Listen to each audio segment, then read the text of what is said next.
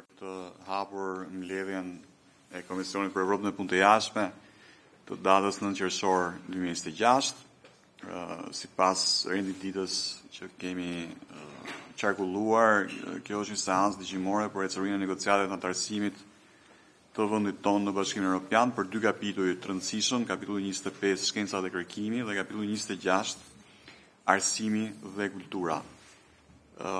Nëse kolegët nuk kanë ndonjë çështje për ngritur, atëherë unë po e nis me një herë me pikën e parë të rendititës, ecuria e negociatave të antarësimit në Bashkimin Evropian në kapitullin 25 shkenca dhe kërkimi.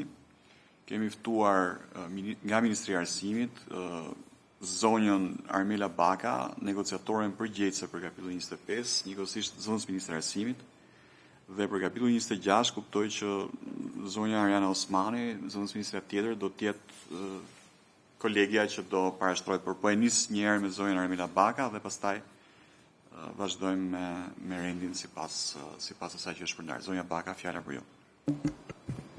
Faleminderit zoti kryetar, të nderuar zotrinj deputet. Në cilësinë e negociatores për kapitullin 25, kam kënaqësinë të raportoj mbi ecurinë e procesit të negociatave dhe të përmbushjes së detyrimeve që ne kemi në këtë kuadër, sa i takon kapitullit 25 shkenca dhe kërkimi shkencor. Gjatë periudhës 2025-2026, Shqipëria ka përmbushur detyrimet e ndërmarra në kuadër të piketave përmbyllëse të kapitullit 25, duke dëshmuar progres të konsiderueshëm në forcimin e kapaciteteve institucionale, administrative dhe financiare për zbatimin e politikave të Bashkimit Evropian në fushën e kërkimit, shkencës dhe inovacionit. Kapitulli 25 karakterizohet kryesisht nga soft acquis, që përbëhen nga rezoluta, rekomandime apo konkluzione të Këshillit, dhe në këtë kuadër ne vlerësojmë që Shqipëria ka përmbushur në mënyrë të avancuar detyrimet që burojnë nga akit e BE-s për këtë kapitull, përmes ngritjes së kuadrit ligjor, institucional dhe administrativ, miratimit të dokumenteve strategjike dhe planeve të veprimit, si dhe ndërmarrjes së reformave konkrete për përafrimin me objektivat e zonës evropiane të kërkimit shkencor dhe prioriteteve të BE-s për nxitjen e kërkimit shkencor dhe inovacionit. Në kuadër të garantimit të një rritje të qëndrueshme të investimeve në kërkim dhe shkencë, veçanërisht të financimit publik, është shënuar progres i qëndrueshëm, duke u rritur angazhimi shtetëror në kuadër të angazhimit të financimit publik për investimet në kërkim dhe shkencë. Kjo rritje është mbështetur nga zgjerimi gradual i financimit publik për kërkim dhe inovacion, përmes programit buxhetor afatmesëm dhe rritjes së vazhdueshme të buxheteve të programeve kombëtare të financimit.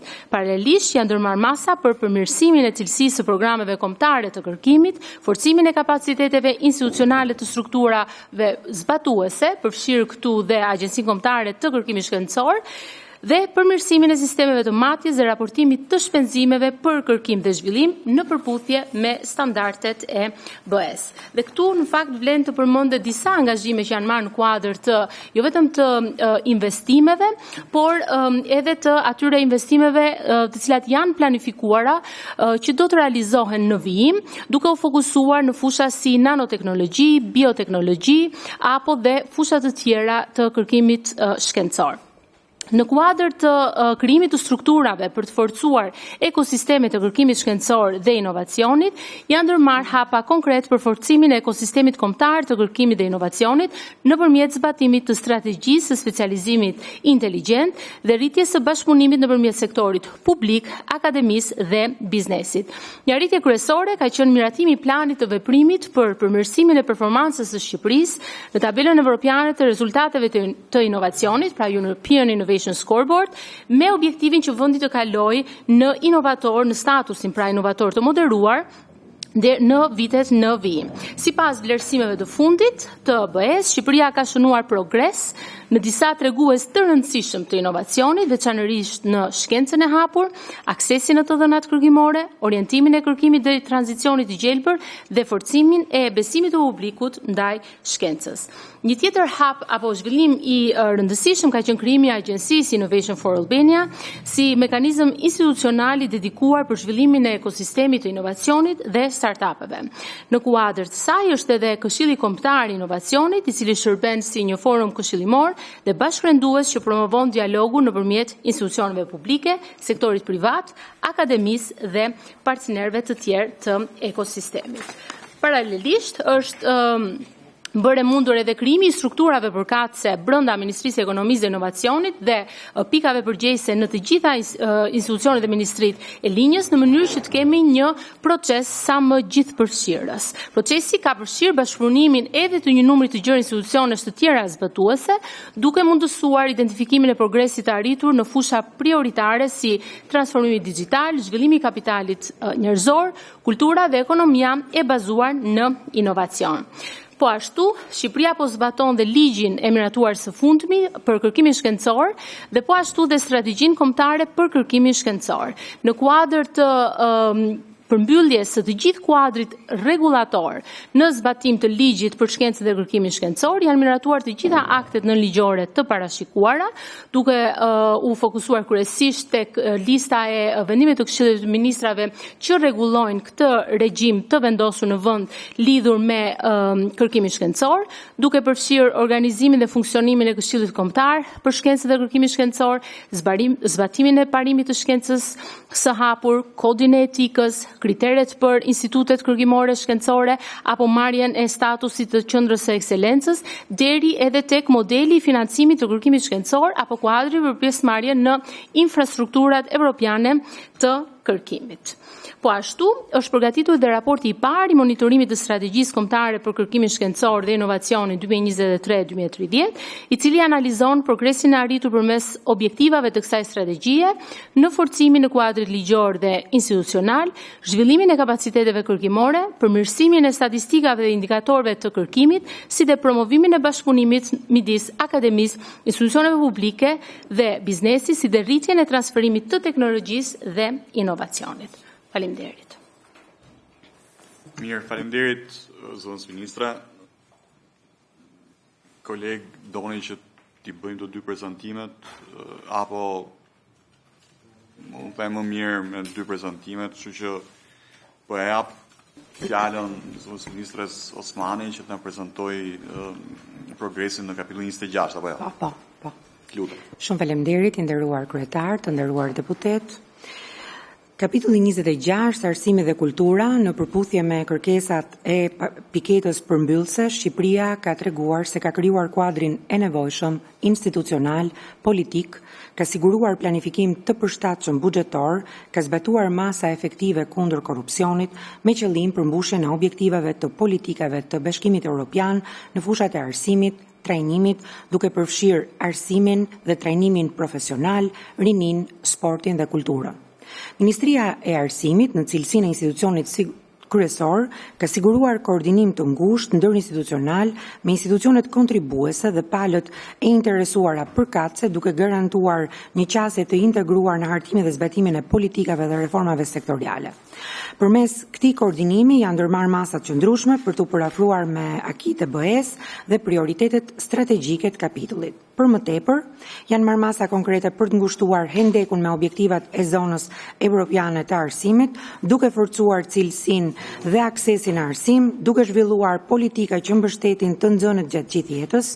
Paralelisht është bërë përparim në krijimin e një sistemi monitorimi të besueshëm dhe funksional, duke mundësuar ndjekjen dhe vlerësimin sistematik të bazuar në provat të rezultateve të reformës. Vëmendje e veçantë është kushtuar promovimit të arsimit gjithëpërfshirës, adresimin e nevojave të grupeve vulnerabël, sigurimit të aksesit dhe pjesëmarrjes së barabartë në arsim në të gjitha nivelet.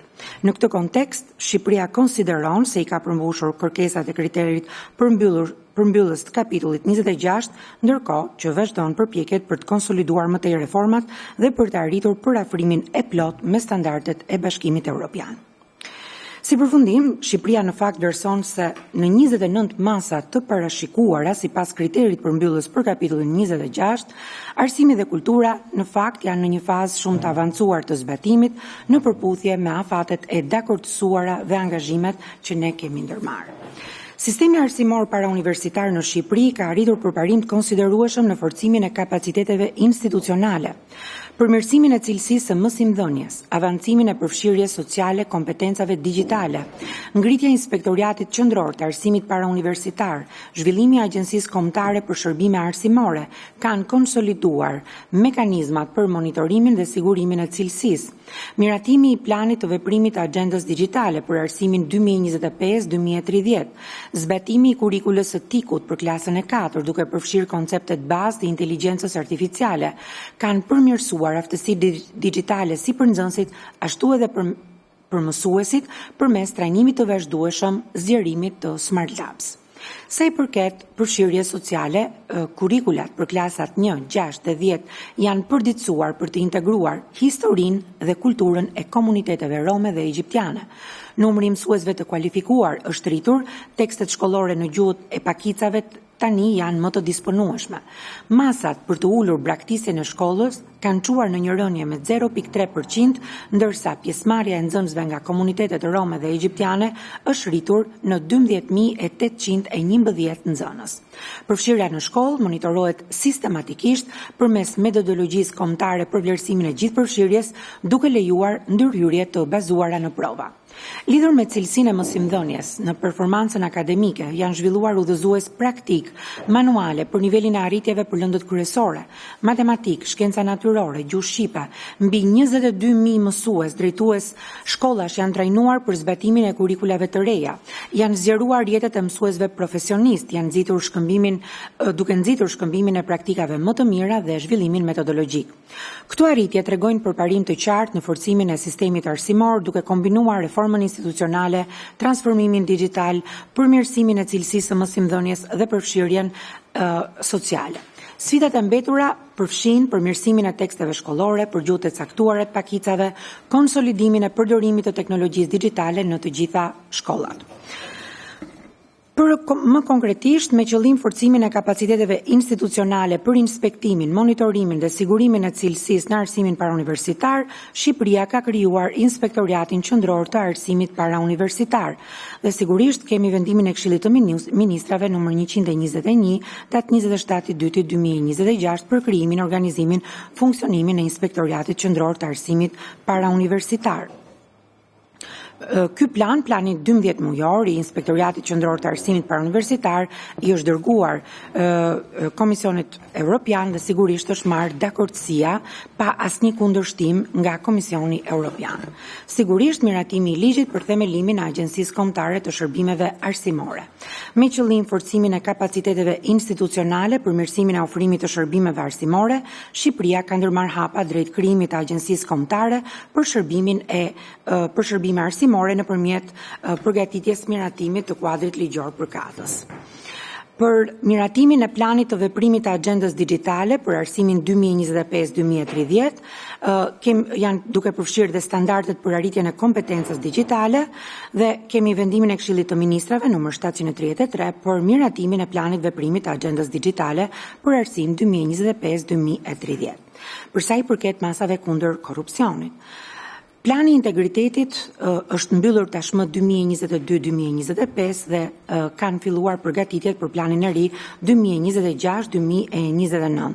Përmes krijimit të një grupi pune, një përmbledhje të raportit të planit të integritetit të vitit 2022-2025, ky raporti është dërguar Komisionit Evropian dhe sigurisht janë marrë të gjitha rekomandimet prej tyre. Grupi i punës ka punuar sigurisht mbi vlerësimin e rrezikut të integritetit në institucion, zbatimin e fazës parë të procesit vlerësimit rrezikut të integritetit. Për sa i përket buxhetit, Ministria e Arsimit ka siguruar burimet e nevojshme buxhetore për zbatuar reformat dhe iniciativat e planifikuara. Ministria ka parashikuar në përputhje me rrethanat buxhetin për zbatimin e këtij plani me buxhetin e vitit 2026, programin buxhetor afatmesëm 2026-2028, buxheti i vitit 2026 për Ministrinë e Arsimit arrin 63.9 miliard lekë në vlerë nominale me një rritje prej 3.15% krahasuar me vitin 2025. Rritja e vlerësuar për efektin e pagave është afërsisht rreth 2 miliard lekë, buxheti i Ministrisë së Arsimit për vitin 2026 arrin në 65.9 miliard lekë me një rritje prej 6.4% krahasuar me buxhetin fillestar të 2025-s dhe PBB-ja për arsimin është rritur nga 2.5 në 3.23%. Përsa i përket përditësimit të kurrikulave të klasës së parë, të 6 dhe të 10, për të promovuar diversitetin kulturor, përfshirjen e historisë dhe kulturës së romëve dhe egjiptianëve, Ministria e Arsimit ka përditësuar kurrikulat për klasën 1, 6, 10, për të forcuar diversitetin kulturor, për të promovuar përfshirjen. Këto përditësime integrojnë historinë, kulturën e komuniteteve rome dhe egjiptiane, duke siguruar që gjithë nxënësit të kenë një qasje për mbajtje arsimore gjithëpërfshirëse dhe të larmishme. Kjo iniciativë pasuron angazhimin për të nxitur barazinë, mirëkuptimin ndërkulturor, kohezionin social brenda sistemit ton arsimor. Kurrikula për klasat 1-6, për klasën 6 dhe 10 sigurisht përfshin patjetër edhe lëndën e historisë dhe patjetër kemi në fokus lëndën e gjuhës shqipe dhe lëndën e qytetarisë. Rritja e numrit të mësuesve të kualifikuar dhe disponueshmëria e teksteve shkollore në të gjitha gjuhët e pakicave të përcaktuara, sigurisht Ministria e Arsimit ka ndërmarrë masa për të rritur numrin e mësuesve të kualifikuar dhe për të siguruar disponueshmërinë e teksteve shkollore në të gjitha gjuhët e njohura të pakicës.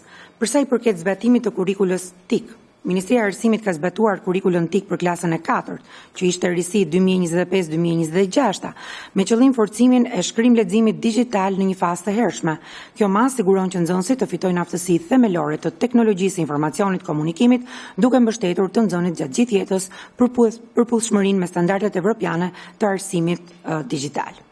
Përsa i përket numrit të mësuesve të trajnuar, drejtorëve të shkollave, specialistëve të zyrave lokale, deri në tremujorin e 4 të vitit 2025, 50% të tyre tashmë janë trajnuar. Në fazën e parë janë trajnuar 10.152 mësues për kurrikulat e reja. Dhe ky objektiv në fakt është arritur plotësisht, sepse ne jo vetëm që e kemi arritur masën 50%, por në fakt e kemi tejkaluar atë. Në fazën e parë, pra nga parashikimi, janë trajnuar 14.295 mësues dhe sigurisht që kjo tregon qartazi që kemi kaluar edhe shifrën e 50%. Programi kombëtar për zhvillimin profesional të mësuesve edhe në momentet që flasim vazhdon të zbatohet dhe sigurisht që do të vazhdojnë të trajnohen mësuesit për kurrikulat e reja dhe për zbatimin e kurrikulës TIK. Për ngushtimin e hendekut në zonën europiane, përsa i përket aftësisë digjitale të 15 vjeçarëve, Shqipëria ka përparuar me sukses kompetenca digjitale të nxënësve të moshës 15 vjeç përmes zbatimit të planit të veprimit të agjendës digjitale për arsimin 2025-2030. Sigurisht që aktualisht ne kemi rreth 320 smart labe në gjithë Shqipërinë, por deri në fund të 2027-s synojmë të shkojmë deri në 1000 smart labe në të gjithë Shqipërinë. Përfshirja e edukimit për inteligjencën artificiale në kurrikulën e arsimit parauniversitar, zhvillimi i udhëzimeve kombëtare për përdorimin etik të inteligjencës artificiale gjeneruese tregojnë angazhimin e Shqipërisë për përgatitjen e studentëve me aftësi për të ardhmen në teknologjitë në zhvillim në përputhje me prioritetet e Bashkimit Evropian për arsimin digjital. Përsa i përket hendekut të 15 vjeçarëve me arritje të ulta në lexim, matematikë dhe shkencë.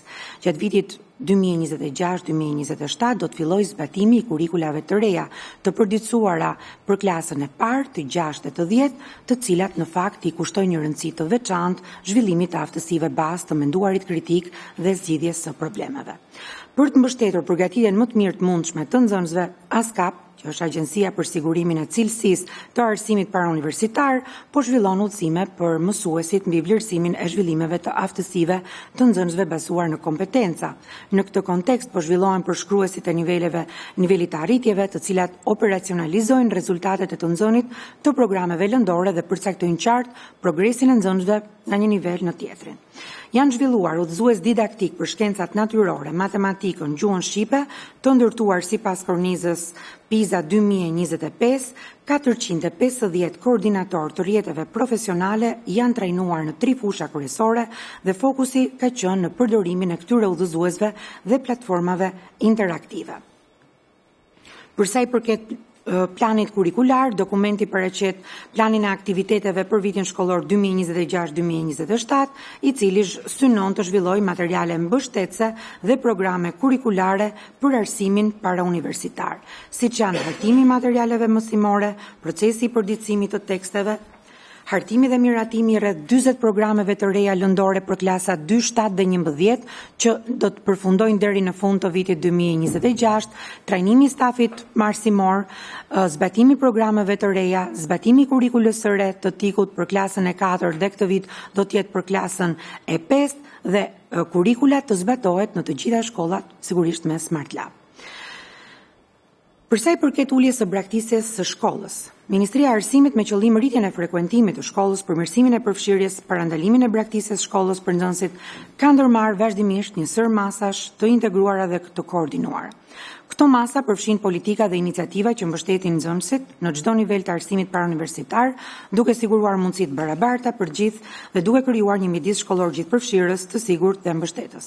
Masat kryesore përfshin ofrimin e bursave për studentët në nevojë, furnizimi i studentëve me libra shkollor falas, mbulimi i shpenzimeve të transportit të studentëve nga fondet publike, identifikimi dhe monitorimi i hershëm i rasteve në rrezik braktisjeje, zhvillimi i programeve arsimore me kohë të pjesshme, hartimi i metodologjisë për vlerësimin e përfshirjes, rritja e numrit të ndërmjetësve, rritja e numrit të mësuesve ndihmës, përmirësimi i shërbimeve psikosociale dhe bashkëpunimi i vazhdueshëm midis institucioneve arsimore, njësive vendore dhe strukturave shoqërore. Kemi unifikim të programeve pas shkolle, rezultati i masave të marra, braktisja e shkollës ka rënë në 0.3% në vitin shkollor 2024-2025 nga 0.51 që në fakt ishte në vitin 2020-2021. Për sa i përket rritjes së pjesëmarrjes në arsimin e lartë, të dhënat kombëtare tregojnë tendenca të qëndrueshme në regjistrimin për herë të parë në arsimin e lartë. Numri i studentëve të nivelit bachelor 16.488 në 2023-2024 dhe në 2024-2025 16.734, ndërsa 2025-2026 16.410. Sigurisht që janë tregues që përdoren si një element kyç për matjen e progresit drejt objektivave pra të Bashkimit Evropian, rritjen e përqindjes popullsisë së moshës 25-34 vjeç me një diplomë të arsimit të lartë dhe sigurisht regjistrimet shërbejnë si provë për forcimin e rrugës arsimore dhe arsimet parauniversitar të arsimit të lartë që përfshihen në raportimin drejtuar Komisionit Evropian si provë e rritjes së pjesëmarrësve. Për sa i përket metodologjisë së vlerësimit të gjithëpërfshirjes, është një metodologji tërësisht e re, ka zhvilluar dhe ka zbatuar një plan veprimi për metodologjinë e vlerësimit të gjithëpërfshirjes për të siguruar akses të barabartë arsim cilësor për gjithë nxënësit me fokus veçantë në grupet vulnerabël, duke përfshirë edhe komunitetet rome dhe komunitetet egjiptiane. Jemi në momentin kur sapo kemi lançuar strategjinë kombëtare të arsimit parauniversitar 2027-2031, sigurisht jemi duke bërë analizën e nevojshme të strategjisë kombëtare 2021-2026 për të nxjerrë edhe prioritetet që do të na shoqërojnë gjatë viteve në vazhdim. Për sa i përket trajnimit profesional, rrjetet profesionale veprojnë në çdo zyrë vendore të arsimit parauniversitar, nën mbikëqyrjen e ASCAP, qëllimi kryesor i krijimit të rrjeteve profesionale është zhvillimi profesional i mësuesve nëpërmjet informacionit, këshillave mbi inovacionet në arsimin parauniversitar, trajnimit të anëtarëve me tema që burojnë nga nevojat e tyre reale, shkëmbimit të përvojave pozitive dhe praktikave të suksesshme. Për sa i përket monitorimit të besueshëm të dhënave sisteme, kemi krijimin e SMIAL-it, baza e të dhënave shtetërore të sistemit menaxhimit të informacionit të arsimit të lartë, baza e të dhënave shtetërore të sistemit menaxhimit të informacionit të lartë ose SMIAL, i njohur ndryshe, është krijuar për të centralizuar, menaxhuar të dhëna gjithëpërfshirëse mbi institucionet e arsimit të lartë, studentët, stafin, programet. SMIAL mundson hartimin e politikave të bazuara në prova, mbështet detyrimet e monitorimit, raportimit, rrit transparencën, efikasitetin në sektorin e arsimit të lartë. Sistemi ofron informacion të saktë, azhurnuar për vendimarrësit, duke siguruar përputhshmëri me standardet e Bashkimit Evropian, menaxhimin, qeverisjen e të dhënave për arsimin e lartë. Dhe sigurisht, përsa i përket arsimit profesional, katalogu kombëtar i përditësuar i kualifikimeve profesionale, mekanizmave koherente të sigurimit të cilësisë, duke përfshirë rritjen e numrit të mësuesve për cilësi të përmirësuar dhe sigurisht me rëndësi të sistemit AFP të tregut të punës. Tashmë katalogu është i gjithë i përcaktuar me të gjitha kërkesat që në fakt ka sjellë Bashkimi Evropian. Përsa i përket aktet nënligjore të përfunduara për të mundësuar zbatimin e plot të ligjit të arsimit profesional, në fakt ai ka mbaruar në 2017 dhe kjo mas konsiderohet e gjitha e plotësuar. Përsa i përket sportit, Shqipëria ka forcuar mekanizmat e qeverisjes financimit në sektorin e sportit nëpërmjet miratimit të kornizave ligjore kyçe, vendimin e Këshillit të Ministrave, përcaktohen qartë kritere procedura të qarta për ndarjen e granteve në Komitetin Olimpik Kombëtar Shqiptar, organizatat kombëtare antidoping, federatat sportive olimpike e jo olimpike, fondacionet sportive dhe institucionet e tjera publike. Këto masa rrisin transparencën, llogaridhënien, përdorimin strategjik të burimeve në sektorin e sportit. Përsa i përket rinisë, Shqipëria ka forcuar pjesëmarrjen dhe mbështetjen e të rinjve në përmes masave kryesore legjislative, amendamenti i vendimit numër 969/2020, VKM 589/2025, përmirëson kriteret, procedurat për përzgjedhjen e anëtarëve të Këshillit Kombëtar të rinjve duke siguruar transparencë, përfaqësim dhe funksionim efektiv. Përsa i përket kulturës, Shqipëria ka forcuar mbrojtjen, menaxhimin, përdorimin e qëndrueshëm të trashëgimisë kulturore nëpërmjet miratimit të akteve kryesore legjislative sipas ligjit 27/2018 për trashëgiminë kulturore muzet. Këto masa tregojnë angazhimin e Shqipërisë për të ruajtur trashëgiminë e saj kulturore në përputhje me standardet europiane. Besoj se ishte një panoramë e qartë e gjithë zhvillimeve të kapitullit 26. Shumë faleminderit. Mirë, faleminderit zonja Osmani, unë po jap me njëherë tryezën për pyetje apo diskutime, po e nis me zotin Axhinasto. Faleminderit kryetar, faleminderit zonja zëvendës ministre. Me të drejtën që raportimi juaj tregon shumë qartë se ka, do thoya, një problem shumë të madh në mënyrën se si ne kemi konceptuar vetë Bashkimin Evropian dhe antarësimin të. Fatkeqësisht është konceptuar si arritja e miratimit një korpusi ligjesh rregulloresh apo siç e quani ju soft acquis, ndërkohë që nuk është kështu. Gjithë ky kuadër rregullator, ligjor është në funksion të një objektivi më të madh që është rritja e kapaciteteve tona kombëtare për të qenë antar të denjë të Bashkimit Evropian.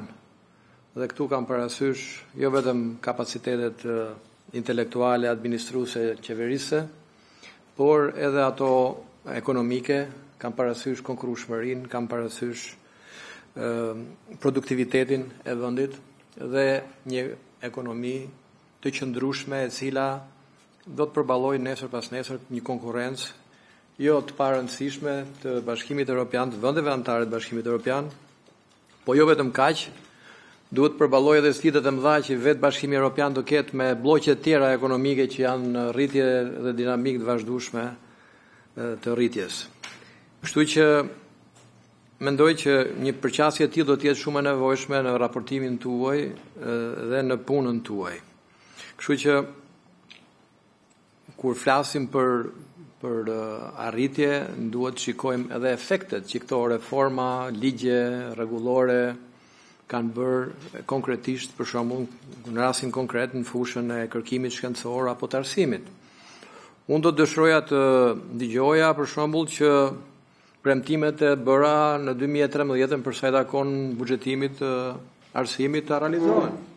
Po kështu do dëshiroja që të dëgjoja që investimet tona në fushën e kërkimit shkencor apo të inovacionit nuk janë në nivelin e 1/4 ose 1/5 mesatares europiane, por ecin me ritme shumë më të shpejta sepse ata në mënyrë kumulative ecin shumë më shpejt nga ne. Për mos thënë, për shembull, që disa vende janë pararoj edhe vetë Bashkimit Evropian, edhe shkojnë deri në 5% të GDP-s në fushën e inovacionit dhe teknologjisë. Po kështu do të dëshiroja që në raportimin tuaj të flisni edhe se si ndikojnë këto reforma në vetë themi punësimin e rinisë veçanërisht, se si ato orientohen, kualifikohen dhe orientohen në tregun e punës, në sektor të cilët japin paga të konsiderueshme dhe ndalojnë emigracionin e tyre. Pra ndalojnë emigracionin e trurit në vende të tjera. Pra e kam fjalën për punë të mirë paguara. Kështu që ky është qëllimi jon. Ky është objektivi madhor dhe këtë objektiv duhet ta kemi në të gjithë raportimet që bëjmë dhe në të gjithë punën që bëjmë dhe sigurisht ligjet janë të rëndësishme, po dhe produktet që ato bëjnë që sjellin janë shumë të rëndësishme. Dua të dëgjoj në raportimin tuaj rritjen e bashkëpunimit që ju keni me sektorin privat. Se si ju orientoheni, nuk mjafton ai katalogu që flisni ju që është paraqitni se arritje për një katalog të kualifikime personale. S'është ky qëllimi. Qëllimi është që ju të ecni me ritmin e kërkesave të tregut të punës dhe të shërbeni me politikat arsimore, me politikat veçanërisht në ndryshimin e kurikulave, të sfidave të vazhdueshme që ka vendi dhe patjetër edhe zhvillimit të qëndrueshëm. Kështu që dëshiroja të dëgjoja edhe këto, por nuk e dëgjoj. Dëgjoj që ju investoni shumë në laborator, në bujqësi, në siguri ushqimore, ndërkohë që shikojmë nga krahu tjetër, nëse shikoni raportimin edhe te IBAR-i për çështjet e sigurisë ushqimore, është në nivele shumë për të dëshiruar. Ndërkohë që në perceptimin publik siguria ushqimore është në nivele skandaloze. Për të marrur pasaj me sektorët e ri që krijohen, sektorë që sjellin vlerë. Nuk i dëgjoj këto që flisin në politikat tuaja, në investimet tuaja arsimore. Për të qenë pak më konkret për sa i takon kapitullit 26, arsimi dhe kultura. Pash pak ato hendeqet që janë përmendur aty dhe mes tyre shoh aftësit, rritjen e aftësive bazë digjitale apo jo. Është një nga hendeqet që ne duhet ta plotësojmë. Sigurisht pasi indeksi PISA-s na tregoi se ku jemi në të vërtetë dhe çfarë përkeqësimi kemi. Apo përgjegjësimi kurrikulave, udhëzimet dhe metodologjitë për mbështetjen e mësuesve, trajnimin e rrjeteve profesionale, matematik, shkenca natyrore dhe gjuhë shqipe, programe të reja. Tash unë diçka duhet të kuptoj që unë kuptoj që këto janë element të rëndësishëm të raportimit në Bashkimin Evropian, por këto nuk kanë të bëjnë vetëm me Bashkimin Evropian. Këto janë gjëra që duhet të kishin ndodhur në mënyrë të vazhdueshme. Dhe nuk ka arsye pse ne të krijojmë për shembull hendeqe apo probleme në çështjet e aftësive bazë.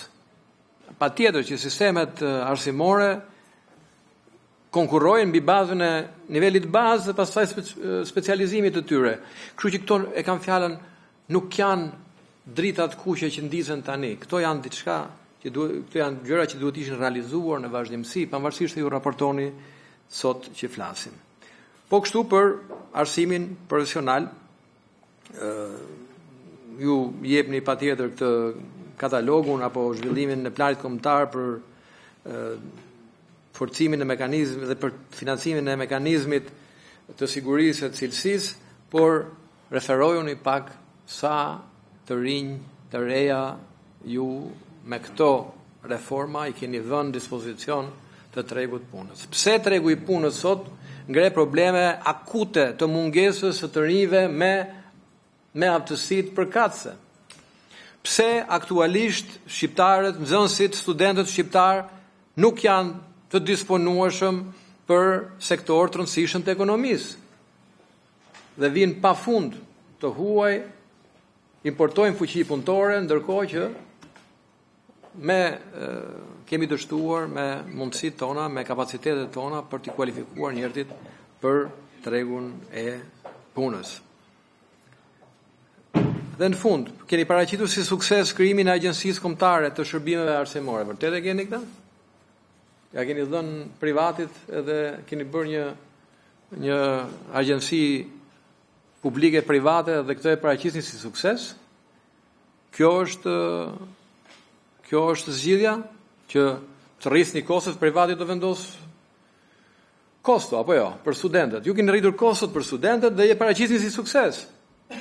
Ju lutem shumë, duhet jemi serioz.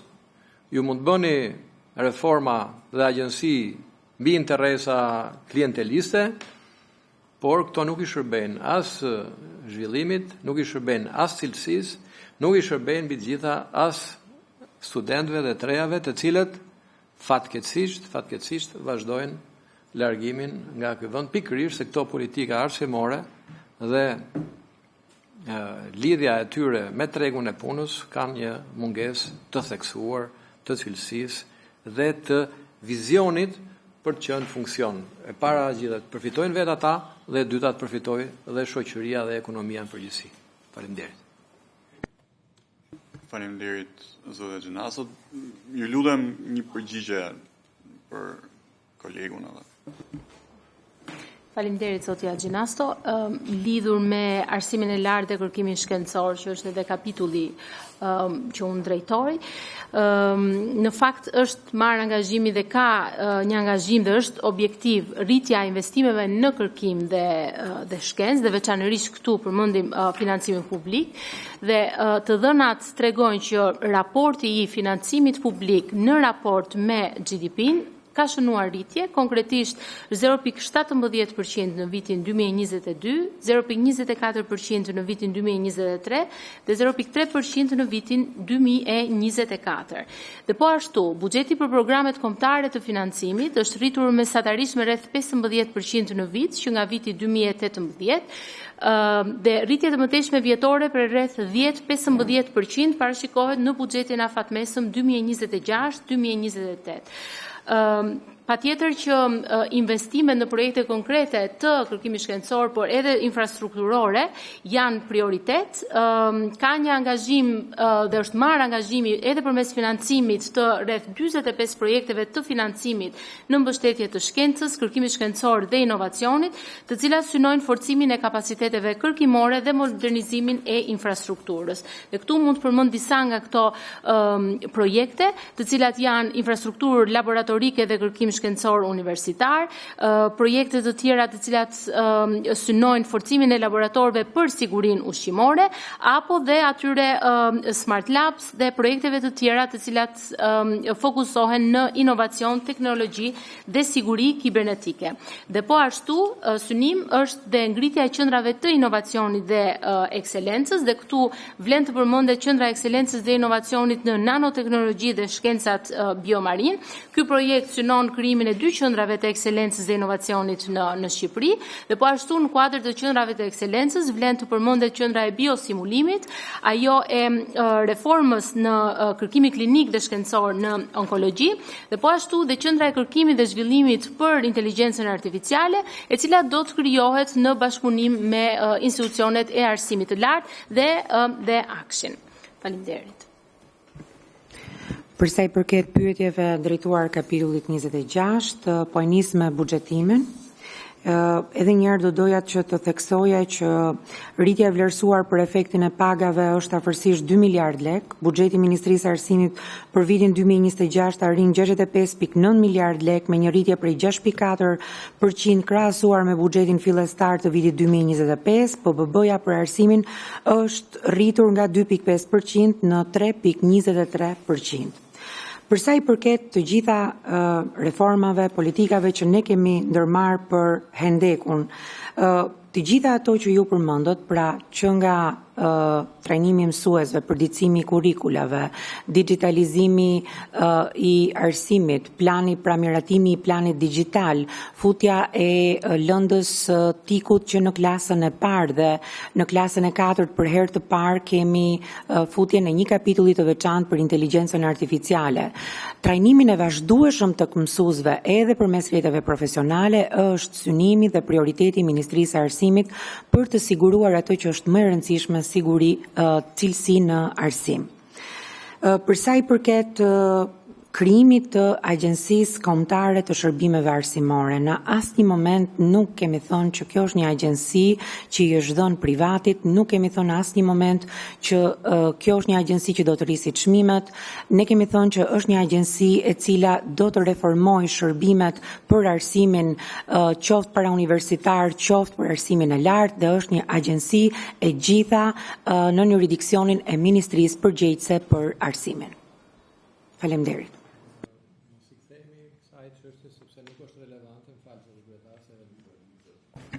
Mos i kthehemi kësaj çështje se e keni shumë qartë në atë kuadrin ligjor që keni miratuar, që prisni të keni donatorë, të keni pjesëmarrje donatorësh dhe sigurisht ai donatori që vjen do të vejë tarifën për shërbimin që do të bëj, pa diskutim, dhe kjo është çështje kosto. Po unë kam një pyetje më madhore, pse nuk e bëni vetë dhe pse prisni donator patjetër që të angazhohen në këtë shërbim që i ofroni studentëve dhe arsimin përgjithësi. Por nuk është çështja e sotme. Çështja e sotme është nëse me këto politika arsimore ju kontriboni në rritjen e kapaciteteve tona për të shkuar në Bashkimin Evropian, për të qenë antar të Bashkimit Evropian. Kjo është ajo madhore, pika madhore. Nuk është nëse ju keni plotësuar X apo Y ligje. Sa përgatitemi ne me këto politika arsimore, me këto që po bëni ju për të qenë antar të barabartë në Bashkimin Evropian. Ky është shqetësimi i madh dhe kjo është ajo që pyeta. Faleminderit. Romina, zonja Kuko. Faleminderit kryetar. Faleminderit për parashtrimin tuaj për këto dy kapituj që unë besoj që janë, edhe pse janë soft, janë më të rëndësishmit për sa i përket ecërisë së vendit. Tani unë kam disa pyetje që do t'i bëj telegrafikisht. Dua të vazhdoj pak me pyetjen që zoti Axhenas të bëri për kërkimin shkencor dhe për buxhetet. Por pyetja ime duhet ta fokusoj lidhur me krahasimin se sa është buxheti për kërkimin shkencor në Shqipëri krahasuar me mesataren e BE-s. Pra, si jemi ne në këtë pikë. Ndërkohë, pyetja tjetër që unë kam, se meqense ne po flasim për parafrimin, do duhet flasim pak edhe për linjëzimin e arsimit shqiptar me atë të Bashkimit Evropian. Çka do thotë në lidhje me Erasmusin? Sa studentë shqiptar marrin pjesë në skemën e Erasmusit? Si janë incentivat për t'i nxitur ata për të marrë pjesë dhe si krahasohet kjo me mesataren e rajonit të Ballkanit Perëndimor? Gjithashtu, BE-ja ka një projekt shumë të rëndësishëm që quhet Europa Kreative, Creative Europe.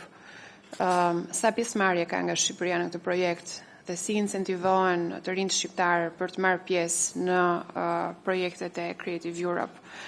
Gjithashtu, një pyetje që kam, ju thatë keni laborator të kërkimit shkencor në Shqipëri, ngritjen e tyre.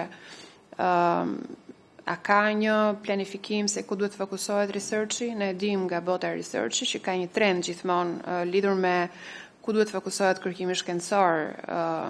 Sot në Europë një nga temat kryesore kanë të bëjnë me inteligjencën artificiale, në përdorimin e saj në mjeksi, në epigjenetikën. A është Shqipëria në këtë linjëzim? Dhe e fundit fare, projektet që Bashkimi Evropian ka shpesh kanë co-sharing cost, komponentin e bashkëfinancimit, pra shteti shqiptar duhet të angazhohet për të vënë një kuotë vogël në funksion dhe shpesh disa projekte nuk janë fituar pikërisht sepse nuk ka qenë e disponueshme kjo kuotë. E keni të planifikuar këtë në ministri për të incentivuar projektet? Faleminderit. Faleminderit zonja Kuko. Marrim në pyetje tjetër nëse ka për dy zonës ministrat? Po, zoti Boçi. Po, faleminderit kryetar. Dëgjova të pjesën që isha prezent, por kam lexuar materialin dhe bashkohem me konkluzionin e zotit Haxhinasto. Është një temi përmbushje deklarative për këto kapitull nga ana e Shqipërisë. Ajo që duam të dëgjojmë ne është produkti, përmbajtja, sepse ju flisni për ligje, VKM, urdhra, strategji, po këto janë në letër, por çështja është e zbatimit tyre dhe e pasojës që ato sjellin për cilësinë e arsimit, për cilësinë e kërkimit shkencor dhe cilësinë e universiteteve. Këtu në fakt nuk dua të parakaloj përgjigjen tuaj, sepse zonja Kuko bëri pyetjen, por nga dhënat niveli i financimit të kërkimit shkencor, Shqipëri është, ju e thatë, 0.3% dhe Europa mesatarisht e ka 3%. Pra jemi 10 herë më poshtë se mesatarja europiane. Dhe në fakt kjo ndikon edhe pastaj në rezultatin e këtij kërkimi shkencor. Dhe pyetja ime në këtë aspekt për kërkimin shkencor është sa konkurruese është Shqipëria në këtë produktin shkencor? Meqense me shumë drejt u tha, përsëri po i referohem zonjës Kuko, se foli shumë saktë në atë pjesën e vet. To laborator shkencor ku orientohen dhe ky produkt ku është? Sepse ne themi që kemi ndërtuar laborator shumë mirë për kërkim shkencor, kemi ndërtuar dhe smart labe shumë mirë. Madje do i bëjmë 1000, ndërkohë ato që janë ndërtuar do vjetrohen, se po. S'mund të ecim në progresion numrash, ne duhet të ecim në progresion teknologjik. Dhe kush rezultati i këtyre smart labeve? Aftësia digjitale e nxënësve sot tanë nuk matet me aftësinë digjitale të nxënësve europian, sepse aftësia digjitale nuk është aftësia për të futur në rrjetet sociale, për të futur në Facebook. Mendoj unë, ndërkohë që është matur aftësia digjitale dhe e nxënësve shqiptar, dhe nxënësve të rajonit dhe e europianëve, dhe ajo del shumë më ulët në raport me vendet e rajonit dhe vendet e tjera. Por të mos shpërndahemi, në fakt, sepse arsimi ka shumë çështje dhe shumë probleme. Në raport me kërkimin shkencor, vazhdimisht është kërkuar edhe nga opozita përgjatë gjithë këtyre viteve që tritet pjesa e buxhetit për kërkimin shkencor. Dhe kjo nuk është bërë, dhe po të ishe realizuar sot nuk do ishim në këto pozita të vështira, pavarësisht se kapitujt janë soft, unë e di shumë mirë që nuk janë pengesë. Pse nuk vazhdohet në këtë trend rritës? Ju përmendët sa përqindje shumë mirane, vogla, cilat dhe ato kanë ato hilet e tyre në mënyrën si transmetohen. Se realisht kërkimin shkencor ne e shohim tek produkti, mund flasim shumë ne për financime, ndoshta dhe rrisni. Por produkti është ky. Dhe ne vazhdojmë të fshihemi edhe tek financimi që bëjmë për student. Sa është ky financim? Nga raportime, se Shqipëria i ka shumë pasakta, del që është gati 1.100 euro për student financimin e arsimit e lartë. Ndërkohë që vendet e Europës ku duam të shkojmë ne e kanë deri në 20.000 euro për student. Mesatarja e vendeve të OECD-s është 16.000 euro. Pra sa i aftë është ky studenti jon apo ky universiteti jon të jetë konkurrues në hapësirën europiane ku ne do futemi. Se jemi në një situatë që ne mund futemi, por nuk e përballojmë dot. Dhe ky është shqetësimi ynë si opozitë në fakt, sepse do hymë në një vend ku ne nuk i përgjigjemi dot me parametrat që kemi.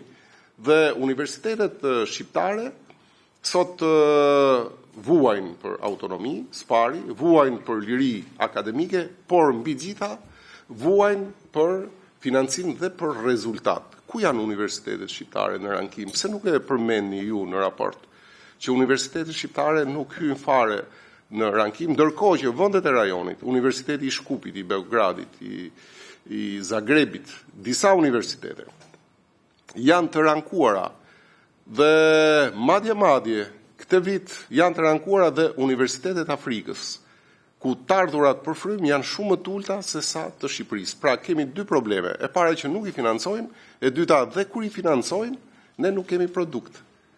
Sepse nuk kemi metodik, sepse nuk kemi rezultate, sepse nuk kemi kërkesë për rezultate. Ne jemi futur brenda një bote formale, raportimesh, institucionesh, burokracie, që këtu nuk merren fare me produktin. Jemi në rregull se kemi bërë ndryshime ligjore, jemi në rregull se kemi aprovuar PKM. Po në dakord, formalisht kjo është, por faktikisht si është situata, se kjo fshihet gjithmonë. Nuk mund thuash që kemi bërë reformë në arsimin e lartë se kemi ndryshuar ligje vetëm. Po, është pjesë, kemi ndryshuar kurrikulat vetëm, po, është pjesë. Çfarë rezultati ka prej 13 vitesh, sepse arsimi është më poshtë, kërkimi është më poshtë, s'ka produkt konkurrueshëm, dhe universitetet janë më poshtë. Çfarë duhet ndryshoj? Se duhet dhe një reflektim krahas këtij raportimi që duhet bë dhe normal që ka vlerën e vet. Por ne nuk duhet fshihemi pas gishtit madh. Sot ju folët për braktisjen shkollore. Braktisja shkollore po mbyllen shkollat. Kë quani ju braktisje shkollore? Se duhet parametri, e di nga ciklet e studimit. Po, se vendos ministra e di se jam i fushës. Por ama braktisja është edhe kur fëmijët ikin. Ikin sepse nuk i ofrohet cilësia e arsimit. Ju nuk flisni për diskriminim arsimor aty. Nuk është cilësia e arsimit e dhënë në mënyrë uniforme në gjithë territorin e Shqipërisë. Nuk është e barabartë dia që jepet në Tiranë me dijen që jepet diku në një zonë periferike. Dhe e vërteta duhet të na shërojë dhe ne duhet ta pranojmë një realitet të tillë dhe jo të gënjejmë veten dhe të tjerët dhe të themi që po jemi gati dhe kur jemi brenda po jemi gati. Po mjafton që u futëm dhe pastaj të vazhdojmë.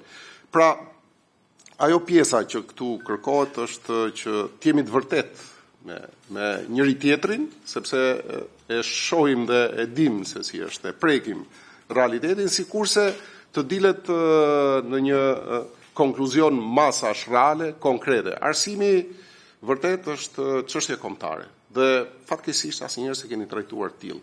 Asnjëherë nuk keni konsideruar që ka dhe një pjesë tjetër të politikës që nuk sheh me syze politike fare arsimin, por me sytë e dëshirës që ai të avancojë përparoj, sepse ardhmja një vendi sigurisht është arsimi dhe kjo nuk është konsideruar asnjëherë nga ana e politikbërjes së këtyre viteve që normal anon dhe dukshëm është nga pjesa juaj.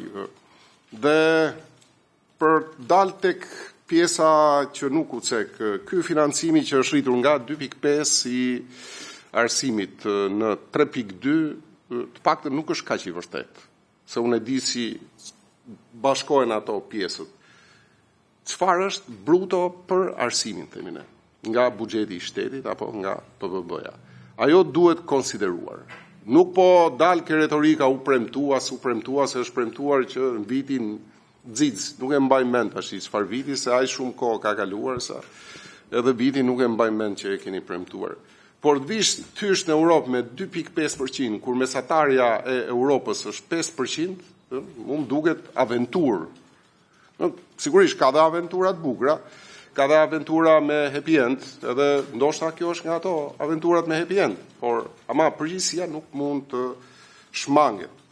Dhe për të cekur atë pjesën tjetër që zoti Axhinaso me shumë shqetësim e parashtroi në fund dhe unë qëllimisht e lash në fund. Po si mundet që ne të jemi në prag të Europës, hyrjes dhe ju të bëni një ligj për një agjenci kombëtare të shërbimeve arsimore, modeli i cilës nuk ekziston asnjë vend të Europës. Jo vetëm modeli, sepse është hap shumë i madh guximtar, se vjen nga softi ky guximi juaj, se po të ishte hard, kuptohet që s'do e bësh. Po të ishte kusht thelbësor. Jo vetëm keni hartuar, do të thënë, një ligj për një agjenci sui generis, por madje dhe mënyrën se si e keni varësuar agjencinë ndaj ministrisë është sui generis. Europa nuk e pranon. Dhe mbështetet në funksionalitetin e tipit të këtyre agjencive në pavarësinë e tyre. Dy modele ka Europa, centralizuar, e kanë disa vende, 4-5 vende, dhe të shpërndar në rajone, midis cilave është dhe vendi jo europian që ju i referoni shpesh për sukseset tuaja, Britania, se për të impresionuar njerëzit ju ka përcjellni idetë e oqeane. Ne jemi në Europë, ju thoni Britania. Tashi dum të hym në Europë me model, nuk e di, me tekste britanike, i keni thënë ato, por kjo është për të impresionuar shqiptarët. Ato kanë pas debatin e tyre ato tekste. Por dalim tek ky model. Nuk pranohet dhe aq më tepër keni një domethënë autonomi që nuk ekziston, se ne flasim për autonomi, po një varësi totale nga ministri i arsimit, se u shpreha gabim, dhe për monitorimin, dhe për raportimin, dhe për kontrollin, dhe e lashëm fund, dhe për emërimin, i propozon ministri apo jo. Ky është kontrolli rigjid që nuk pranohet sepse nuk e ka asnjë vend. Dhe sfida ime është çfarë modeli keni përdor. Sfida ime kjo është. Qoftë dhe jo europian, po duhet na e thoni. Qoftë e keni shpik vet, pastaj hajt na e thoni. Dhe tek pjesa e shqetësimit zotit Haxhinaso për kontrollin e privatit. Pse shmangni? Bordi përbëhet nga 5 anëtarë. 2 emrohen nga ministra apo me propozimin e bordit financues. Vendimet merren me 4 anëtarë. Kjo është matematikë shumë e thjeshtë që besoj që në kurrikulat tuaja e di dhe ai nxënësi klasës 5. Që është privati, është vetoja e tij, është veto ajo njëshi, ke vendimi me 4 që përcakton gjitha vendimet. Për shërbimet publike nuk ka rritje tarifash, por aty ka dhe shërbime jo publike dhe zoti Haxhinaso ta tha shumë sakt. Fondacioni do rrisi çmimin, për çfarë? Për provimin e gjuhës angleze. Shumë thjesht. Çdo jetë sa është, nuk e di sa është, 150.000, mund të bëhet 200.000, rritje e vogël. Apo jo? Po ju keni, domethënë, i merrni lek mësuesve për testim, për licencën, kur mësuesit kanë kaluar kualifikime, duhet paguajnë 100.000 lek mësuesit, se dje kemi qenë ngritje një çështje e tillë se ka bërë gabim ligjor ministria. E kuptoni, domethënë, çfarë vendi europian, më thonë sa dalim ne, që ne dhe gabimet tona ata shohim dhe ja nxjerrim nga hundët mësuesve, nxënësve, prindërve. Dhe kush rezultati? Rezultati është Shqipëria testin PISA është shumë më dobët se 2018 në raport me 2022. Universitetet shqiptare nuk rankohen prej vitesh dhe nuk kanë tentativ për tu rankuar. Kërkimi shkencor nuk është konkurrues dhe diploma shqiptare nuk është konkurruese, sepse e vërteton tregu i punës, u tha qartazi, dhe ajo universitare dhe ajo profesionale nuk është konkurruese. Sepse vinë produkte të forcave të punës nga vende të tjera, të kualifikuara dhe të pa kualifikuara, profesionale dhe jo profesionale. Dhe kjo është e vërteta.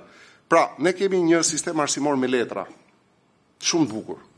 Dini ti kopsisni letrat, aq mirë, sip mësiv, VKM pa fund, ligje pa fund, dhe çfarë produkton? Asgjë. Nivel mizerabël, diskriminim arsimor, braktisje, mbyllje shkollash, universitete që janë rrezik mbyllje, sepse ju thoni degët, me 5 student më janë degët, a e kuptoni që të merri, 16.000 student numëruar. Sa kanë qenë? Kanë qenë 30.000 student, 10 vite më parë. Ku janë universitetet? Po, pse s'përmendët ju aty që jeni duke bërë gati ligjin e ri të arsimit lartë në referencën tuaj? Ndofta është bërë nga kolegja se edhe unë nuk isha prezent, ku një ndër tentativet është mbyllja e universiteteve.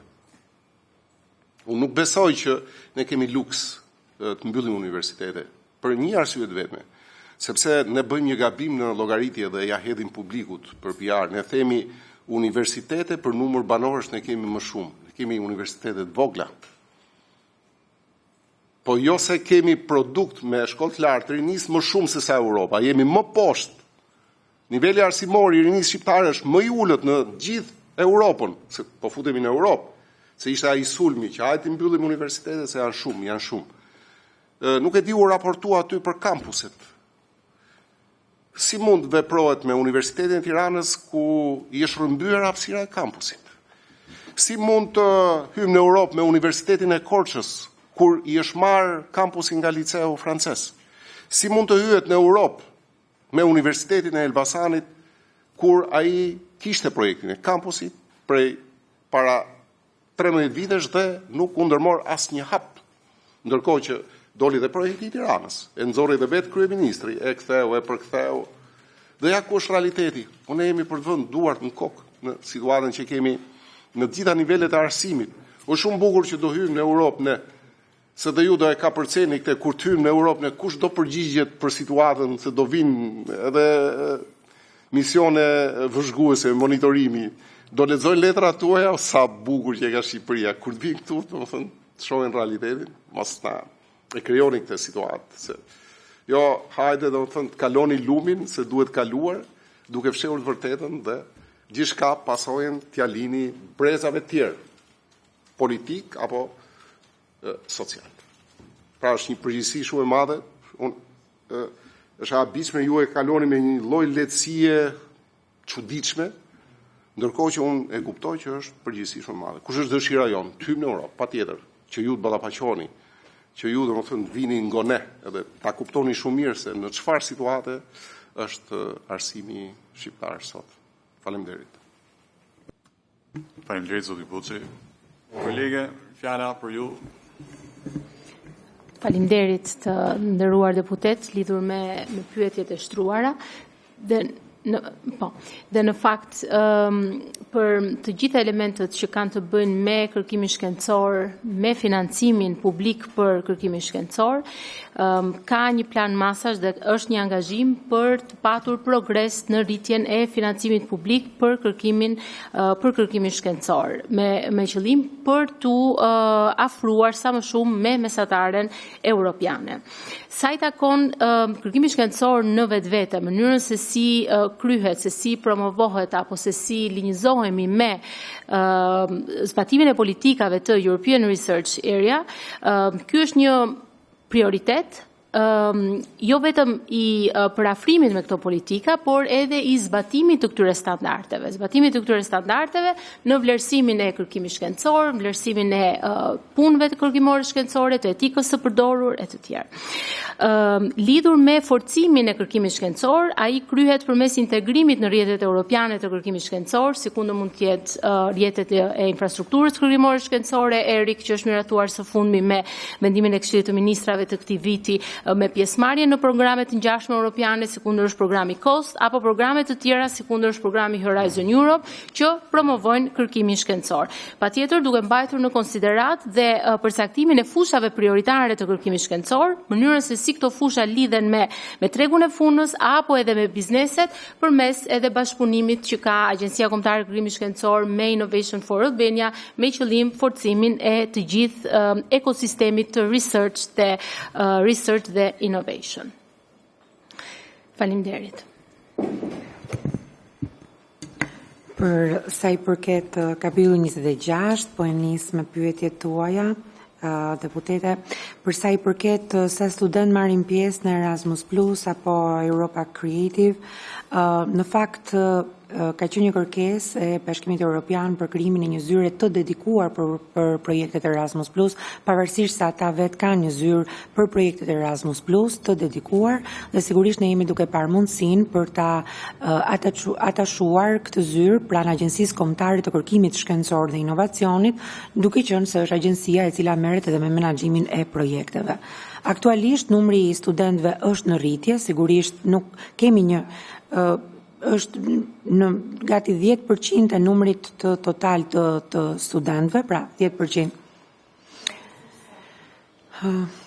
Nuk e kam me përqindje numrin, po sigurisht që mund t'ju jap një përgjigje patjetër në momentin që e kam të saktë dhe mund t'ja u sjell me shkrim, po pa diskutim, numrin e saktë të studentëve që marrin pjesë në programin Erasmus Plus. Dhe sigurisht që ka një tentativë për rritje të pjesëmarrjes së studentëve në këtë program. Për sa i përket pyetjeve të tjera, në fakt, për sa i përket aftësisë digjitale të nxënësve dhe si e masim atë, pra e kemi vetëm në letra apo jo. Më duhet ju them që në fund të marsit ne kemi përfunduar testimin PIRLS, i cili ka qenë një testim i bërë i gjithi në kompjuter, pra ka matur aftësitë digjitale të nxënësve dhe flasim për moshën 10 vjeçare. Presim sigurisht rezultatet e testimit PIRLS, ndërkohë që përgatitemi për testimin TIMSS. Të dyja janë teste ndërkombëtare dhe të dyja testet janë të zhvilluara në mënyrë digjitale.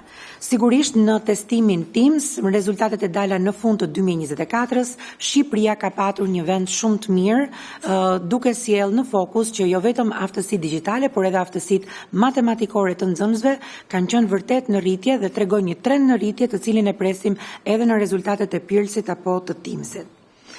Për sa i përket diskriminimit arsimor, dia në Tiranë, dia jashtë Tiranës, duke qenë e fushës, në fakt unë nuk e pranoj këtë.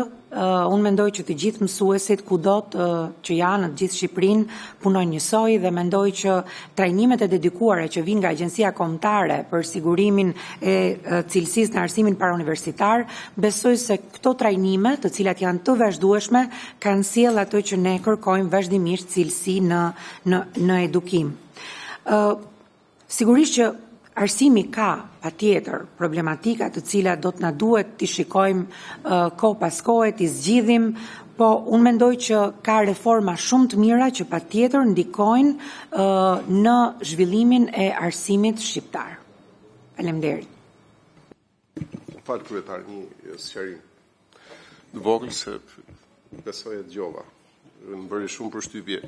Tani këtu nuk jemi për të ngatruar testet me anketat, sepse na keni sjell shpesh atë të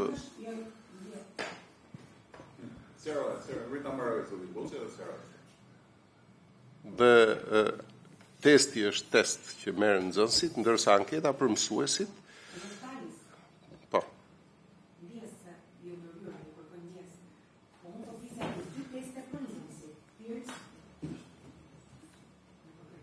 Po, mirë, dakord, ja ta mbaroj, edhe ma jep sqarimin. Jo, nuk ka problem. Nuk ka problem, po, sepse na e keni dhënë shpesh si pikë suksesi dhe madje kam lexuar dhe një ironi shumë thellë në raport me kënaqësinë që kishin mësuesit shqiptar për mënyrën si trajtoheshin, nuk ishte artikull shqiptar, të them drejtën. Edhe ishte shumë e çuditshme për atë që ishte marrë me artikullin se si këta mësues të keq paguar me kushte me rrethana në raport me Europën ishin kaq shumë të kënaqur. Se nuk kishte ndodhur në asnjë vend ai lloj jo testimi, ankete me atë lloj rezultatesh. Po këtu kene ka element tjerë. Ndërkohë për diskriminimin nuk është çështja e kualifikimit. Se ju thatë që keni trajnimit dhe kualifikimeve. Keni trajnuar 14.000 mësues, 13.000 e ca. Ndërkohë që numrin total i mësuesve kalon 30.000. Dhe kjo shifër totale rrëzon edhe këtë pjesën e kualifikimit. Se jemi në një situatë që përmendet dhe inteligjencën artificiale. Dhe thatë qendra që do ndërtohet në bashkëpunim me Akshin dhe ju përmendet që edhe futjen e elementeve të inteligjencës artificiale në kurrikulat. Nuk e përcaktoni si lëndë veçantë, por e shpërndani në të gjitha, po, e shpërndani dhe në TIK, po TIK-u nuk është inteligjencë artificiale, të lutem shumë. Jo, inteligjenca artificiale është një dalje tjetër e teknologjisë, që kërkon në vëmendje shumë të veçantë dhe aq më tepër që duhet shpërndar në metodikën e mësimdhënies. Por këtu ka një problem shumë të madh, që ju duhet ta adjustoni. Janë dy rrota që hecin me shpejtësi të ndryshme. Mësuesit dhe nxënësit. Nxënësi ecën më shpejt në inteligjencën, në mënyrën si absorbon produktin e inteligjencës artificiale dhe si e përdor, mësuesi ecën shumë ngadalë. Ka shumë element këtu. Dhe nëse thoni trajnime, specifikojeni ku i trajnoni mësuesit, në çpik, se është shumë e rëndësishme. Domethënë, aq shumë ecën nxënësi sa ndërtojnë lojra me mësuesit dhe ka humbur serioziteti dhe i procesit mësimor, po hyn detaje. Se po të futesh në detaje, pastaj është shumë rënd.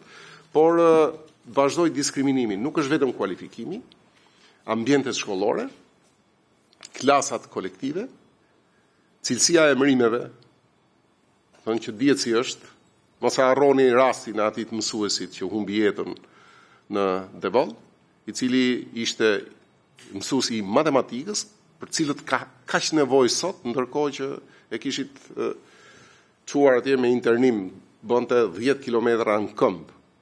Pra, këto janë element, vërtet unë nisem nga element konkret dhe faktik, por nuk janë sporadik. Kjo është situata. Pra, diskriminimi është i thellë. Dhe kjo duhet rregulluar. Dakord jam me trajnime, madje të vazhdoni edhe të keni objektiva për këtë që unë thash. Ndërkohë nuk më dhatë përgjigjen për Agjencinë e Shërbimeve Arsimore, për modelin europian ose cili model, ku e gjetët këtë lloj model, domethënë, se në fakt edhe ai që është piku, ndoshta nesër meriton një certifikim të mirë në një kështu lavdërim. Dërke presidenti dekorat, jo po. Mirë. I përgjigjet lutem që t'jap fjalën zonës së Xhiut, pastaj edhe vazhdo.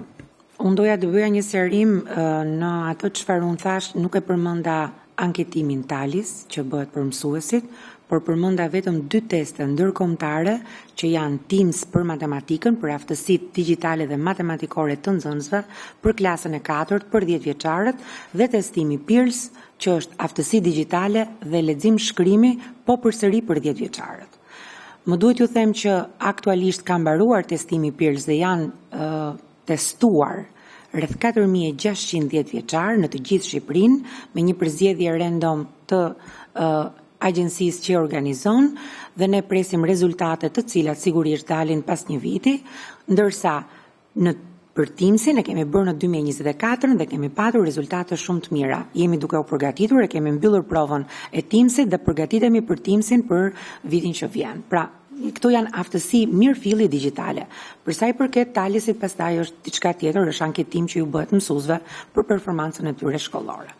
Për sa i përket Agjencisë Kombëtare të Shërbimeve Arsimore, unë vazhdoj të theksoj se ajo është mbështetur në modelet europiane më të mira, sigurisht ndoshta eksaktësisht modelin ku është, ndoshta nuk është momenti për ta cilësuar, ne kemi diskutuar edhe në një moment tjetër, por unë vazhdoj të them që Agjencia Kombëtare e Shërbimeve Arsimore do të jetë tërësisht nën përgjegjësinë e Ministrisë së Arsimit dhe kurse nuk do të ketë tarifa të shtuara apo tarifa të cilat do të rëndojnë buxhetin e publikut që do të marrë shërbim në Agjencinë Kombëtare të Shërbimeve Arsimore. Faleminderit. Mirë, zonja Xhiut, lutem. Faleminderit, i nderuar kryetar, e nderuar zëvendësministra e Arsimit. Doja të cekja disa pika që janë probleme për qytetarët, për familjarët. Është arsimi, mënyra se si fëmijët aksesojnë shkollat në Shqipëri, në fakt në 2 standarde të ndryshme. Ata që shkojnë në zona urbane dhe fëmijët që shkojnë në zona rurale.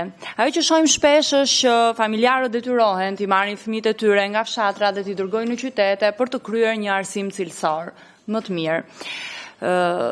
Në fakt, faktor këtu është edhe shpopullimi, sepse klasat janë braktisur dhe shpesh detyrohet që klasat janë kolektive, ku një nxënës i klasës parë të bëjë mësim me një nxënës të klasës 4, dhe sigurisht që këtu cilësia e mësimdhënies bie, sepse është e pamundur një mësues të kryejë një mësimdhënie me standarde, ndërkohë që përpara ka nxënës të klasave të ndryshme.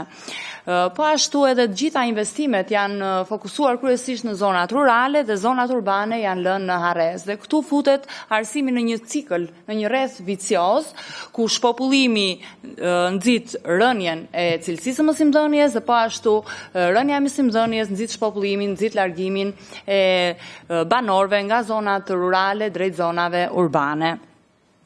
Këtu pastaj kemi të bëjmë dhe me diskriminimin, pra banorët e këtyre zonave nuk kanë të drejtë të arsimohen me të njëjtat standarde dhe me të njëjtin nivel ashtu sikurse banorët e zonave më të populluara dhe zonave urbane. Tjetër problematik është gjithashtu edhe arsimi gjithëpërfshirës. Shpesh mungojnë mësuesi ndihmës për fëmijët me aftësitë kufizuara, për fëmijët me autizëm. Vetëm në shkollat e Tiranës, të qendrës së Tiranës, ne vëmë re që nuk kemi raportin një mësues ndihmës me një nxënës, që është i domosdoshëm. Sepse vjen mësuesi ndihmës 2 orë të para dhe 2 orë tjera, pastaj duhet asistoj një nxënës tjetër, pra nuk e ka në gjithë harkun kohor që është i domosdoshëm për fëmijët me aftësi të kufizuara. Tjetër, ende në shkollat tona flitet për mungesën e sigurisë në shkolla, pra prindrit janë ende të alarmuar për sigurinë e fëmijëve të tyre. Sigurisht kjo vjen edhe si pasojë e faktit që shkollat janë ende me 2 turne. Shkolla në qendër të Tiranës vazhdojnë ende të frekuentojnë nxënës të 2 shkollave të ndryshme, sigurisht edhe për arsye të investimeve, por duhen marrmasa sepse atje ka një fluks të papardhë. Në momentin që ndryshohen pra turnat me 2 shkollave, bëhet pastaj edhe shkak ndoshta edhe për konflikte. Nuk është dhënë ende zgjidhje për programin e after schoolit, pra prindrit janë ende të shqetësuar se si do të menaxhojnë pasditjen e fëmijëve të tyre. Ndërkohë që përfundojnë orarin e tyre zyrtar të punës në orën 5 ose 6 pasdite, fëmijët përfundojnë shkollën në orën 11 ose 12. Prandaj shpesh janë të detyruar të drejtohen arsimit privat, jo për zgjedhje të tyre, jo për të dëshirë të tyre, por sepse e kanë të pamundur të arrin orarin e përfundimit të shkollës të fëmijëve, por ndonjëherë edhe për arsye të cilësisë së mësimdhënies. Shkollat në Shqipëri janë perceptuar edhe si institucione arsimore, por jo edukuese, socializuese. Pra, fëmijët e kanë të vështirë të socializohen me njëri tjetrin, sepse sapo përfundojnë orarin mësimor, dërgohen në shtëpi, largohen nga shkolla dhe ata nuk kanë aktivitetet të tjera, kulturore, kreative, ku mund edhe të socializohen me njëri tjetrin, të bëhen më miqësor, të bëhen më pozitiv dhe kështu edhe të na eliminohen pastaj ato aktet e agresivitetit. Me shumë problem shikoj edhe arsimin profesional, sepse shkollat profesionale shpesh kanë qenë një propagandë e kësaj qeverie, por në fakt ato janë shumë poshtë mesatares europiane. Dhe gjithashtu edhe lidhja e nxënësve që mbarojnë një shkollë profesionale me tregun e punës, shpesh këta nxënës janë të paaftë për të përballur me tregun e punës. Këtë e kanë treguar edhe studimet ndryshme dhe do të kërkoja në vëmendjen tuaj që të krijohet një partneritet i ngushtë midis shkollave profesionale, por edhe universiteteve dhe bizneseve, në mënyrë që studentët, nxënësit kur janë duke kryer studimet e tyre, të kenë mundësi edhe të punojnë, qoftë edhe kundrejt pagesës, ose të shikohet çështja e pasi mbarojnë studimet edhe të siguracioneve të tyre, pra të nxitet punësimi i të rinjve në profesionin, në shkollën që ata përfundojnë, dhe jo këta nxënës që marrin një diplomë të përfundojnë pastaj në zanate të tjera të keq paguara, në punë të keq paguara, të cilat nuk mbulojnë dot shpenzimet e tyre të jetesës, që për hir të vërtetës kosta e jetesës është rritur shumë dhe shpesh një nga arsyet pse këta të rinj emigrojnë është pikërisht pra mungesa një pune të mirë paguar, por edhe në profesionin e tyre. Janë praktika që në Europë ndiqen gjerësisht, që shkollat janë të lidhura ngushtësisht me bizneset përkatëse dhe i garantojnë studentit pra një të ardhme të sigurt. Faleminderit. Faleminderit zonja Xhiu, zonës ministra. Shumë faleminderit për gjithçka çfarë ju sollët këtu. Edhe më lejoni që ta nis me ato që ju thatë për klasat kolektive. Ne kemi në vitin 2025 kemi ulur rreth 30 klasa kolektive në të gjithë Shqipërinë dhe sigurisht duke dhënë një mundësi më të mirë për gjithë prindrit që t'i kenë fëmijët e tyre në klasat përkatëse pra nga e para deri tek e 12-ta. Përsa i përket arsimit gjithëpërfshirës, më duhet ju informoj që ne kemi në fakt sigurisht me keqardhje rreth 6.000 fëmijë me aftësi të kufizuar dhe kemi rreth 2.600 mësues ndihmës që shërbejnë në gjithë sistemin ton para universitar. Jo më larg se viti i kaluar, mendoj që ka qenë prill, ne kemi bërë një udhëzim të veçantë ku i kemi në fakt siguruar çdo prindi, pra nëse raporti ka qenë një mësues me 2 nxënës, për raste të cilat janë të rënda, atëherë ne kemi siguruar që fëmia të ketë një mësues të dedikuar vetëm për të. Dhe sigurisht kjo ka sjell edhe rritjen e numrit të mësuesve ndihmës në të gjithë sistemin ton para universitar. Përsa i përket oficerëve të sigurisë, në fakt edhe këtu kemi nënshkruar një tjetër udhëzim i cili rrit numrin e oficerëve të sigurisë në shkollat të cilat kanë numër të lartë nxënësish. Sigurisht shkollat me mbi 700 nxënës kanë 2 oficerë sigurie dhe shkollat me 300 nxënës kanë 1 oficer sigurie, pra kemi ulur numrin e nxënësve për të dhënë mundësinë që çdo shkollë të ketë oficer sigurie. Programi after schoolit gjatë gjithë muajit maj, pra nga data 1 maj deri në datën 14 qershor, që është edhe dita përfundimtare e të gjithë vitit shkollor, ne kemi pilotuar after schoolin, pra programin pas shkolle, në 45 shkolla të Tiranës dhe në 2 shkolla të Kamzës, për të parë dhe për të kuptuar më mirë se si do të funksionojë programi pas shkolle. Duke qenë se ne do ta ofrojmë këtë program nga klasa e parë deri në klasën e 5, ajo që ne shikojmë efikase është rritja e numrit të orëve të nxënësve që do të qëndrojnë pranë shkollave tona. Nga ora 8 deri në orën 11:30 do të kenë proces mësimor, klasa e parë dhe e dytë, dhe klasa e 3, e 4 dhe e 5 që e përfundon procesin mësimor në orën 12:20 minuta, ata do ta kenë pastaj më të zgjatur, do të shkojë qëndrimi në shkollë deri në orën 3:30 minuta. Gjatë këtyre orëve, pra të pasdites, do të ofrohen përveç programit Bëjmë detyrat e shtëpisë, do të jetë edhe art dezeje, do të jetë teatr, sigurisht programe argëtuese që do të sjellin pa diskutim dhe ato që me shumë të drejtë ju e sollët në vëmendje socializimin e nxënësve përmes këtyre aktiviteteve.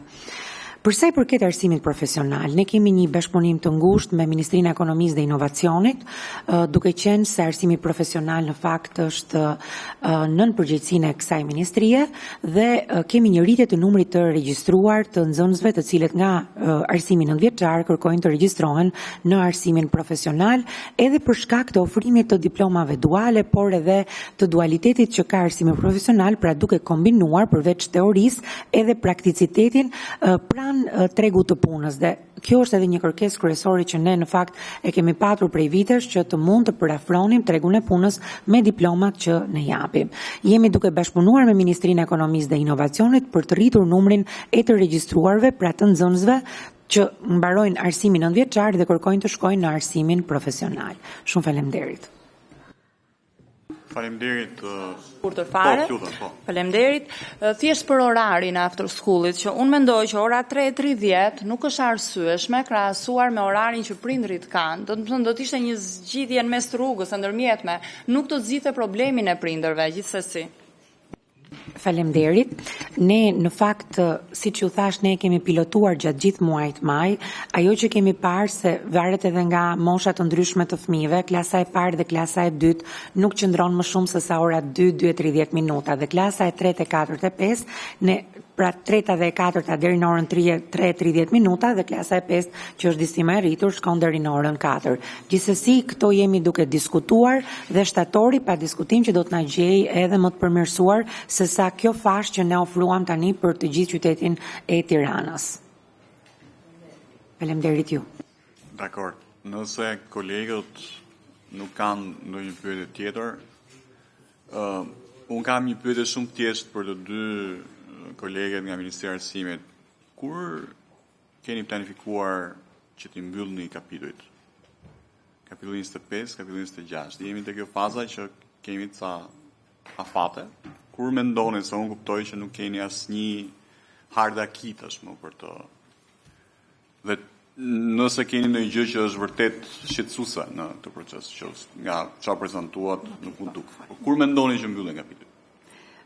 Të dy kapitujt ne mendojmë që do të mbyllen shumë shpejt, ne presim në përmbylljen e këtyre shumë shpejt brenda këtij viti. Po, brenda vitit 2026. Pra. Pra pa dhënë një datë brenda 2026, të dy kapituj 25 dhe 26 do të mbyllen. Dakor. Mirë, unë ju falenderoj për prezantimin. Të nderuara zonës ministrën do të ftojmë prapë për të kuptuar në vazhdim progresin e punës tuaj. Falenderoj kolegët për mbledhjen. Mbledhjen e ardhshme të komisionit do ta zhvillojmë nesër para dite në orën 9 të mëngjesit dhe do të shqyrtojmë ecurinë e negociatave të arsimit për kapitullin 1 dhe kapitullin 30. Nëse kolegë nuk keni ndonjë çështje tjetër, unë këtë mbledhje e quaj të mbyllur. Faleminderit dhe punë mbarë.